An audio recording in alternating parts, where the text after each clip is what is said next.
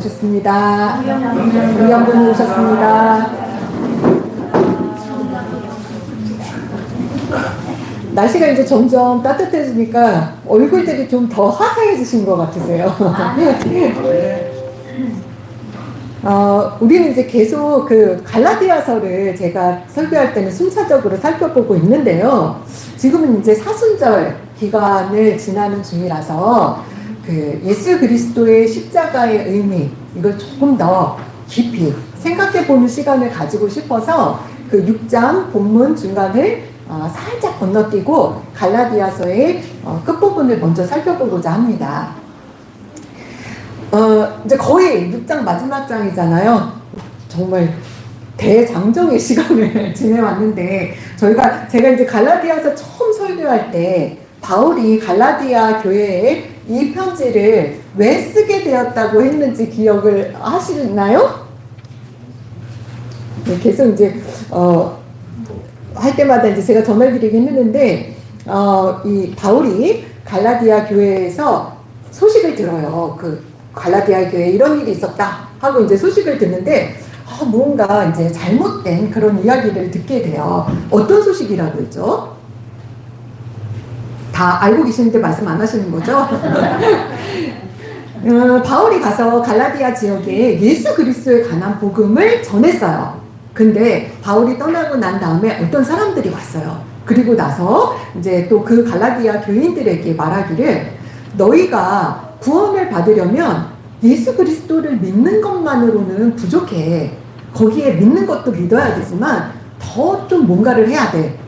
그래서 할례도 받아야 되고 음식법도 지켜야 되고 또 절기도 지켜야 돼. 이렇게 가르치면서 갈라디아 사람들에게 유대인의 율법을 따를 것을 요구했습니다.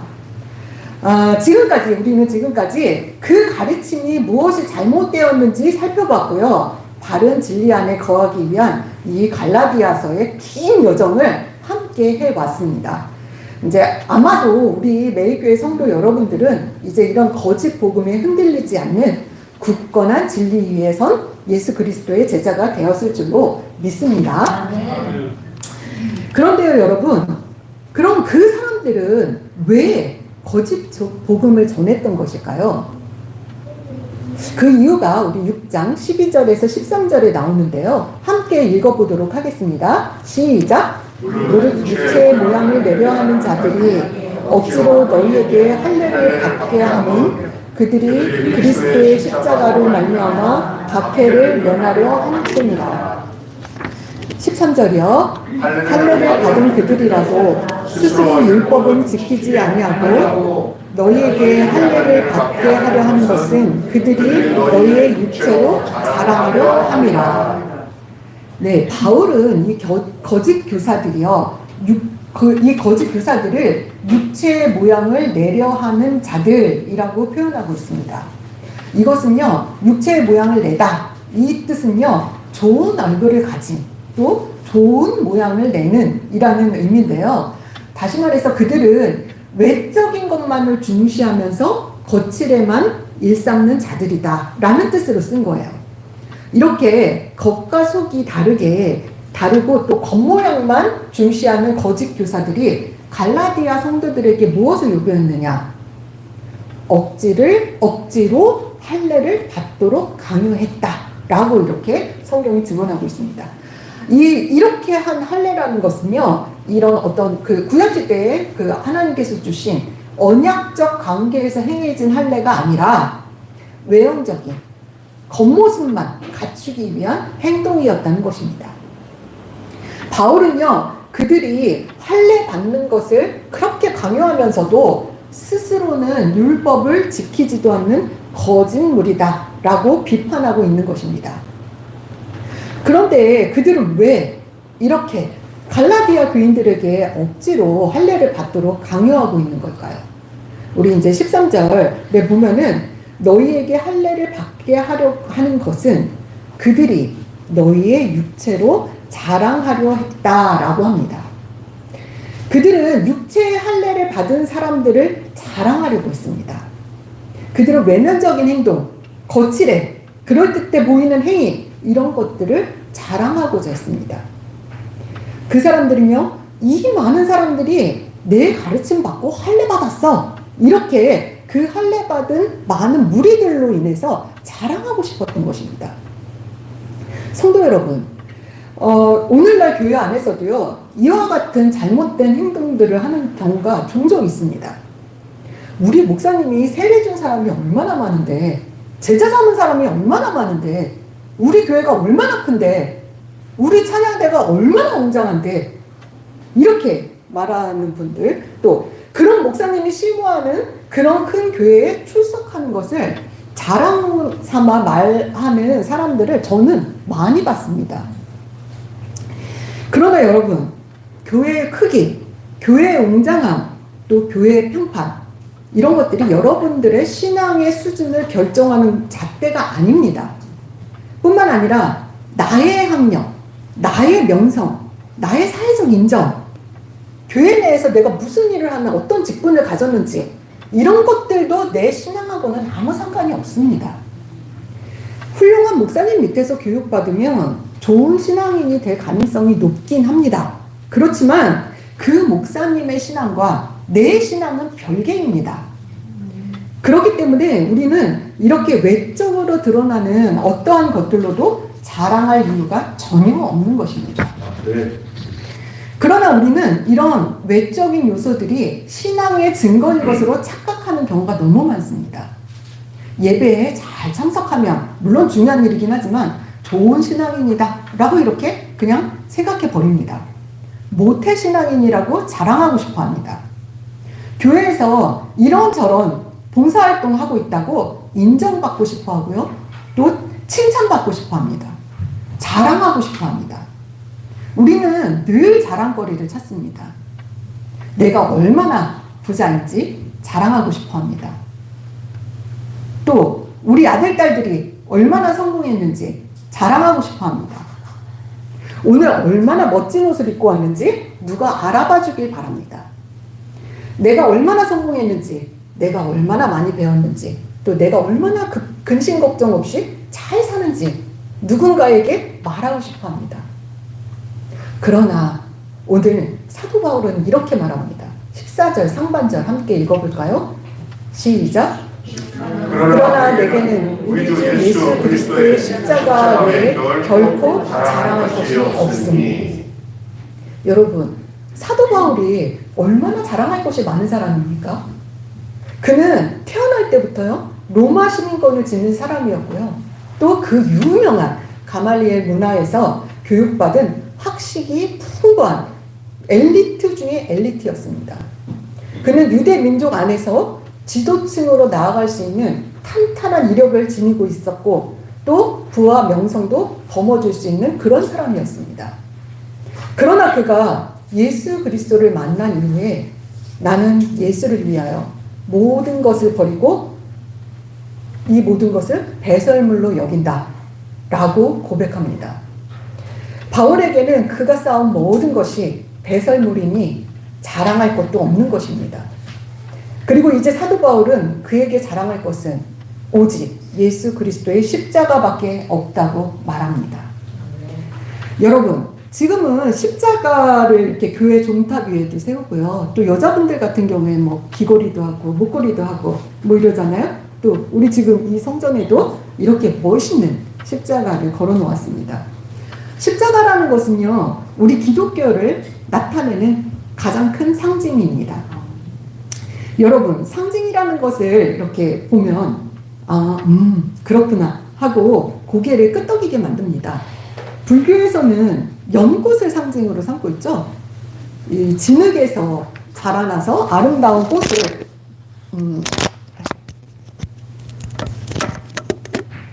아름다운 꽃을 맺는 그런 연꽃처럼 세상을 정화한다, 이런 의미를 가지고 있습니다. 또 이슬람교 하면 뭐가 생각나세요? 초승달 생각나시죠? 이 이슬람은 달을 중심으로 한 이슬람력이라는 그것을 사용하는데요. 초승달은 이제 신의 창조물로 천지의 질서와 조화를 이루는데 중요한 역할을 한다고 믿기 때문이라고 합니다. 우리 기독교의 상징인 십자가, 그 십자가는 어떤 것입니까? 우리가 메시아라고 믿고 따르는 예수께서 달려 죽으신 곳 아닙니까? 그런데 그게 그렇게 달려 죽으신 그 십자가가 그렇게 자랑할 만한 일입니까? 여러분은 진정 그 십자가가 자랑스럽습니까? 사도 바울이 나는 예수 그리스도의 십자가를 자랑한다 라고 말했을 당시에 이렇게 말하는 것은요, 지금보다도 더욱 어려운 일이었습니다. 고대 시대에 십자가란 어떤 의미였을까요? 고대 시대의 십자가형은 아주 극악무도한 대죄인에게 행해지던 최고의 형벌이었습니다. 살인자, 또 뭐 무단 강도 범죄자, 또 반란자, 그 중에서도 노예나 이방인, 또 사람 취급 못 받던 그런 사람들에게만 가해지던 최고의 형벌이었습니다. 그렇기 때문에 십자가형으로 죽었다라는 것은요, 굉장히 수치스러운 일이었습니다. 갈라디아서 3장 13절에서도 기록된 바 나무에 달린 자마다 저주 아래에 있는 자라 하였습니다. 그 기록되어 있지 않습니까? 그런 수치스럽고 저주받은 십자가에 달려 돌아가신 예수 그리스도를 자랑한다. 이렇게 바울 사도는 말하고 있는 것입니다. 왜입니까? 극악한 죄인이나 달려 죽는 그 십자가형을 당한 것이 뭐가 그렇게 자랑스럽단 말입니까? 그것은 예수 그리스도께서 우리의 죄를 위하여 향기로운 제물, 희생 제물이 되셨기 때문입니다. 우리는 십자가로 인하여 의롭다 하심을 얻게 되었고 예수 그리스도의 죽으심으로 말미암아 하나님과 화목하게 되었기 때문입니다. 우리를 위한 그리스도의 희생의 죽음이 없었다면 우리에게 구원도 없었을 것이기 때문입니다. 성도 여러분, 우리 중에 누가 죄 없이 살아가는 인생이 있을 수 있겠습니까? 우리가 지은 크고 작은 죄들로 인하여 우리는 하나님과의 관계가 단절될 수밖에 없었던 사람들입니다. 우리 피조물들에게 우리는 지어짐을 받은 자들이잖아요. 우리 피조물들에게 나보다 나를 더 잘 아시는 창조주와의 관계 단절만큼 슬프고 무서운 일은 없습니다. 그러나 거룩하고 성결한 하나님의 본산상 죄가 있는 자들하고는 관계를 맺을 수가 없습니다. 그래서 구약시대에 하나님은 제사 제도를 허락하셨습니다. 예배자들은요, 동물을 가지고 왔고요. 그 동물에게 안수를 함으로써 그 제물이 자기의 죄를 대신하여 죽음으로써 죄의 용서를 받게 되어 하나님과의 관계를 계속할 수가 있었던 것입니다. 그런데요, 여러분 한번 상상을 해보세요. 죄는 내가 짓고 아무 죄도 없는 동물들이 내 대신에 눈을 끔뻑끔뻑하며 죽어간다고 생각해 보십시오. 그거 바라보고 있을 때 굉장히 마음이 아프지 않겠습니까? 제가 아는 지인은요, 지갑에 돼지 사진을 가지고 다니더라고요. 그래서 저한테 돼지 사진을 보여주면서 시골 자기 집에서 키우는 돼지래요. 너무 사랑스럽지 않냐고 막 이렇게 보여주는데 보고 그 사람 눈에는 그 돼지가 굉장히 사랑스러워 보이는가 봐요. 요즘은 반려동물 키울 수 있는 가정들이 많은데요. 우리 그 반려동물을 가족이라고 생각하고 키우잖아요. 그런데요, 우리 강아지가, 우리 고양이가, 우리 돼지가 내 죄를 대신하여 죽어야 한다고 한번 상상해 보십시오. 그것을 지켜보며 그 예배자는 자기 죄에 대해서 통회했을 것이고요. 다시는 그와 같은 죄를 짓지 않겠노라고 다짐했을 것입니다.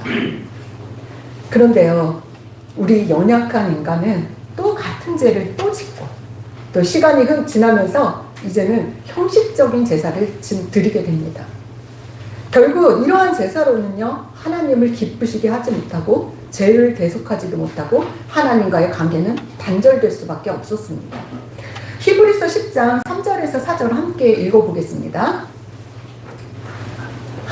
시작. 그러나 이 제사들에는 해마다 죄를 기억하게 하는 것이 있나니 이는 황소와 염소의 패가 능히 죄를 없이 하지 못하니라. 그러므로 아니요, 주께서 여기까지 읽을게요. 그래서 하나님께서는요, 단번에 완전하게 우리 죄를 대속하기 위하여 예수 그리스도를 이 땅에 보내시어 대속 제물을 삼으신 것입니다. 이어서 히브리서 10장 5절을 읽어보겠습니다. 시작. 그러므로 주께서 세상에 임하실 때에 이르시되 하나님이 제사와 예물을 원하지 아니하시고 오직 나를 위하여 한 몸을 예비하셨도다. 아멘. 10절도 읽어보겠습니다.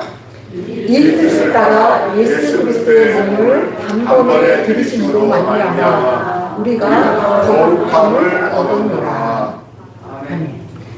우리의 타락한 본성과 이기심, 육신의 정욕, 이생의 자랑, 우리가 지은 모든 죄에는 언젠가 심판이 따릅니다. 그 심판은 어떤 것입니까? 죄의 싹슨 사망이라고 하지 않았습니까? 죄로 말미암아 죽을 수밖에 없었던 우리를 대신하여 예수 그리스도께서 희생 제물이 되신 것입니다. 그렇기 때문에 십자가란 무엇입니까? 십자가란 바로 구원에 이르는 하나님의 능력인 것입니다. 십자가는 곧 우리를 향한 하나님의 사랑인 것입니다.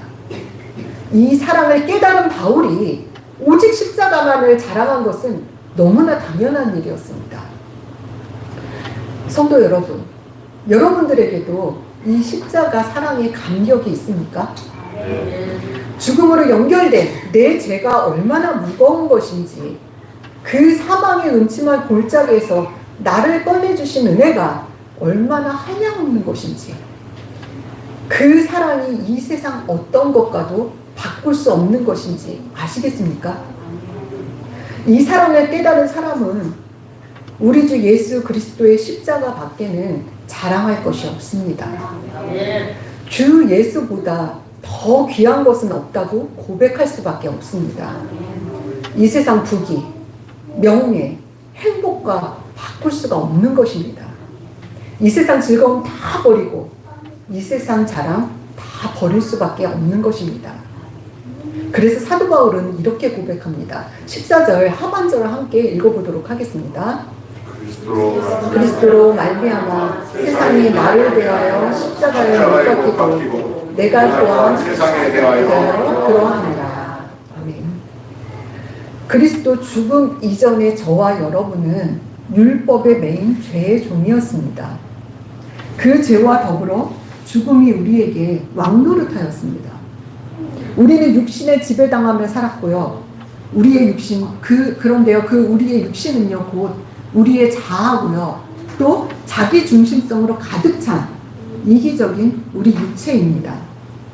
우리는 세상에 현혹되었고 세상의 가치관과 풍습을 따라 세상의 즐거움을 따라 살았습니다. 우리는 무엇이 옳은지도 모른 채로 세상의 헛된 것, 그 악한 것들을 따라 죄의 길에서 허우적대면서 살았습니다. 그런데 더 슬픈 일이 뭔지 아십니까?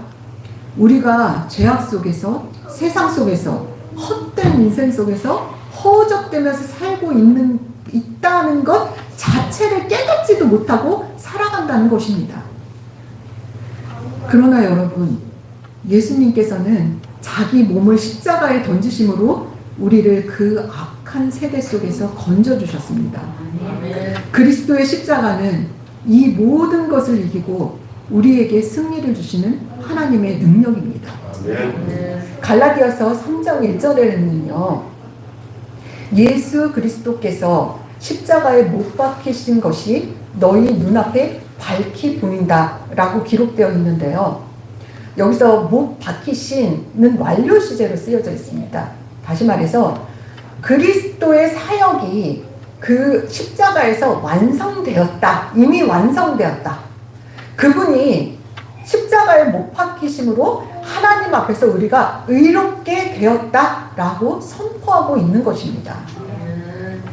그리고요, 그런데요, 그 사건이 지금 우리 눈앞에 밝히 보인다라는 것입니다.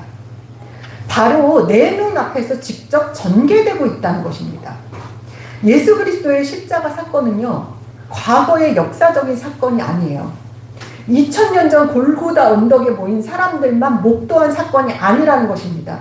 지금 현재 내 앞에, 내 삶에 일어나고 있는 의미 있는 사건이고요. 지금도 내 눈앞에 선명히 펼쳐지고 있는 사건인 것입니다. 성도 여러분, 여러분의 하루하루, 한순간 한순간의 삶 속에서 십자가 위에 예수 그리스도를 바라보고 살고 계십니까? 예전에 그런 일이 있었대. 예전에 예수 그리스도라는 분이 십자가에 못 박혀 돌아가셨대가 아니라 매일의 삶 속에서 십자가에 못 박히신 예수 그리스도를 생생히 바라보고 살아가야 하는 것입니다. 그리고 이 은혜의 사건을 체험한 성도라면 이제 그 십자가에 나 자신을 못 박아야 하는 것입니다. 갈라디아서 2장 20절 상반절을 함께 읽어보도록 하겠습니다. 시작. 내가 그리스도와 함께 십자가에 못 박혔나니 그런즉 이제는 내가 사는 것이 아니요 오직 내 안에 그리스도께서 사는 힘인 것이라. 이제 우리는 율법이 아닌 하나님의 풍성한 은혜 안에 거하는 자가 되었습니다. 율법의 지배가 아닌 성령의 인도하심을 따라 살아가는 새로운 인생으로 살게 되었습니다. 이제는 세상이 나를 지배하게 내버려 두서는 안 됩니다. 세상 자랑, 세상 즐거움을 따라 살아가셔서는 안 됩니다. 세상이 옳다 하는 길을 따라 살아가는 것이 아니라 하나님이 옳다 하시는 하나님의 뜻을 따라 살아가야 합니다. 나의 생각, 내가 옳다고 생각하는 것, 내 생각, 내 감정, 내 자존심, 내 가치관, 이 모든 것을 그리스도의 십자가에 못 박아야 합니다. 우리는 그리스도의 피로 말미암아 그리스도와 함께 죽음을 이기고 그리스도와 함께 그리스도의 부활과 함께 새 생명을 가진 자로 다시 태어났습니다. 갈라디아서 6장 15절을 함께 읽어보도록 하겠습니다. 시작. 할렐루야 너를 내가 아무것도 아니로되 오직 새로 지으심을 받은 것만이 중요하니라. 아멘. 이제 우리는 새로 지으심을 받은 자답게 삶의 새로운 기준을 가지고 살아가야 합니다. 새로 태어난 우리가 어떻게 살아가야 할 것인가에 대하여는요, 예수님께서 마태복음 5장 산상수훈을 통해 잘 가르쳐주고 계시는데요. 그리스도의 십자가에서 죽었다 다시 태어난 우리 성도들이 어떻게 살아가야 하는지 한번 살펴보도록 하겠습니다. 예수님께서는요, 우리에게 심령이 가난한 자로 살아가라고 하십니다. 가난하다는 것은 궁핍하고 공공한 상태를 말하죠. 그러다 보니까 누군가를 의지해야 되는 그런 상황까지 가게 됩니다. 그러니까 심령이 가난하다는 것은요, 영적으로 하나님을 신뢰하고 의지한다는 것입니다. 그리고 애통하는 자가 되라고 하십니다. 애통하는 자들은요, 죄에 대해서 깊이 슬퍼하고 철저하게 회개하는 마음을 가진 사람들을 말합니다. 또 어떤 사람이 되라고 하셨죠? 온유한 자가 되라고 하십니다. 우리 지난번 설교에서 온유에 대해서 잘 배웠잖아요. 온유하다는 것은 온화하고 부드러운 그런 태도, 그런 말, 또 행동 이런 것뿐만 아니라 마음에 교만하지 않고 허세를 부리지 않는 그런 또 다른 사람들의 죄를 함께 슬퍼하는 그런 마음들을 가지고 있는 그런 자세라고 했습니다. 하나님의 뜻에 맞게 사는 삶은 거만하게 뽐내는 삶이 아니고요, 오히려 줄이고 목마르게 살아가는 삶입니다. 우리는 의에 줄이고 목마르게 살아가야 합니다. 하나님의 의라는 것은 무엇일까요?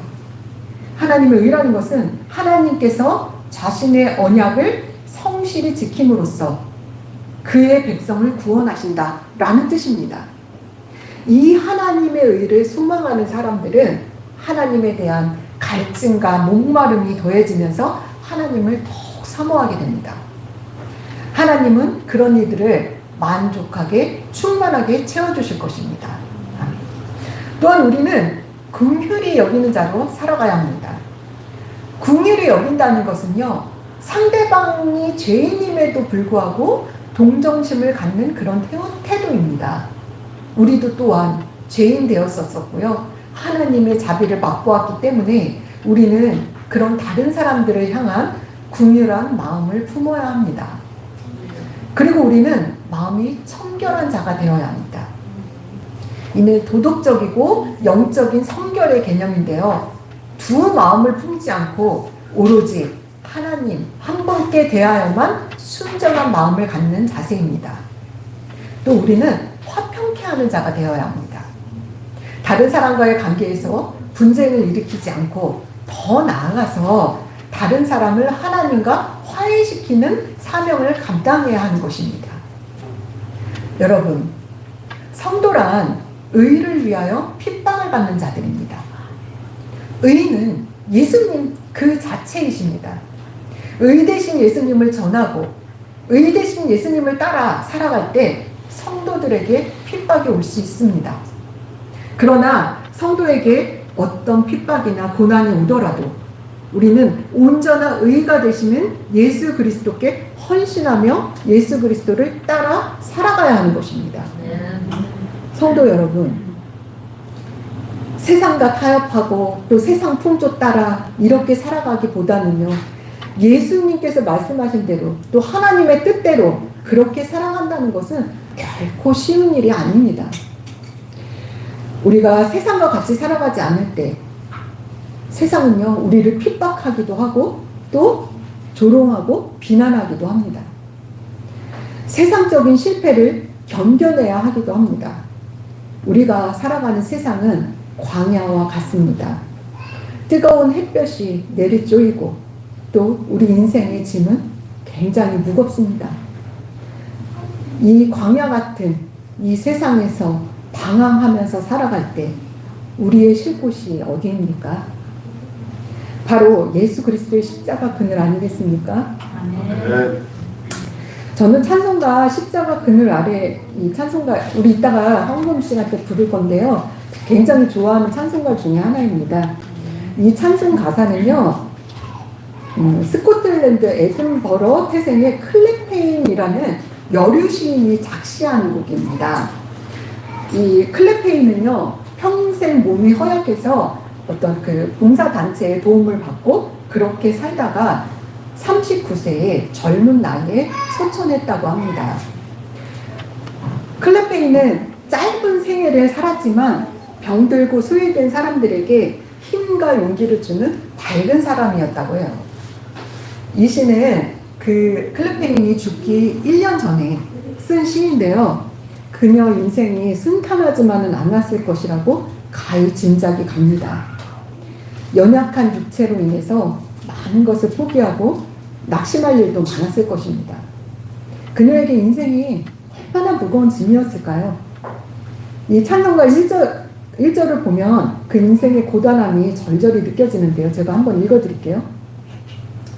십자가 그늘 아래 나 쉬기 원하네.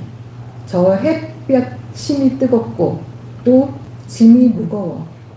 이 광야 같은 세상에 늘 방황할 때 주 십자가의 그늘에 내 쉴곳 찾기. 2절은요.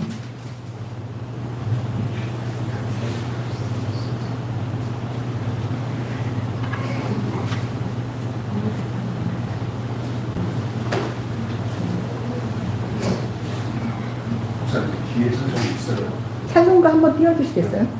우리 2절 한번 같이 읽어볼까요?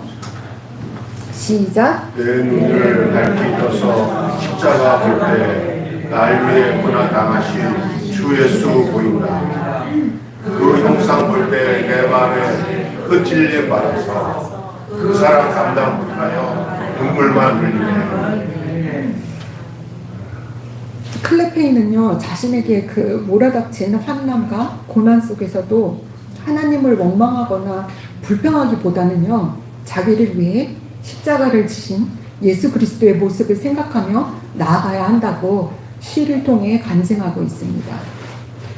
주님의 십자가는 클레페인 인생 여정의 영원한 안식처였습니다. 그런 것처럼 십자가의 은혜 안으로 나아가는 모든 성도들의 십자가는 영원한 안식처인 것입니다. 이 찬송 가사 하나하나가 다 감동이지만 저는 특히 3절 가사를 부를 때는 항상 눈물이 나는데요. 이 세상 나를 버려도 나 두려움 없네. 내 한량없는 영광은 십자가뿐이라. 사랑하는 성도 여러분, 세상이 요구하는 대로 살지 않고 세상의 자랑을 위하여 살지 않아서 세상에서 실패할까봐 두려우십니까? 세상에서 낙오될까봐 무서우십니까? 세상에서 버림받은 자가 될까봐 불안하십니까? 여러분, 십자가 그늘 아래로 오십시오. 아멘. 날 위해 고난 당하신 주 예수의 사랑을 알게 되면 세상 자랑, 세상 영광 다 분토만도 못함을 깨닫게 됩니다. 이 세상이 나를 버려도 두려움 없는, 세상이 감당 못하는 사람이 됩니다. 아멘. 내 한량없는 영광은 십자가뿐이라. 나의 자랑은 오직 예수 그리스도의 십자가밖에 없다라고 고백하는 모든 성도님들 되시기를 간절히 축원합니다. 아멘. 기도하겠습니다. 우리를 너무나 사랑하시는 하나님, 우리를 죄에서 구원하시기 위하여 예수 그리스도를 이 땅에 보내주신 한량없는 사랑에 감사를 드립니다. 나의 죄를 위하여 대속하여 죽으신 예수 그리스도의 십자가, 그 십자가만을 자랑하며 살아가게 하옵소서. 세상 자랑, 세상 부귀영화 따라 살아가는 어리석은 자가 되지 않게 하시고 구주의 십자가가 무엇인지 온전히 깨달을 수 있도록 도와주시옵소서. 아멘. 이 놀라운 사랑 안에서 새로 태어난 자답게 하나님께서 기뻐하시는 뜻대로 살아갈 수 있도록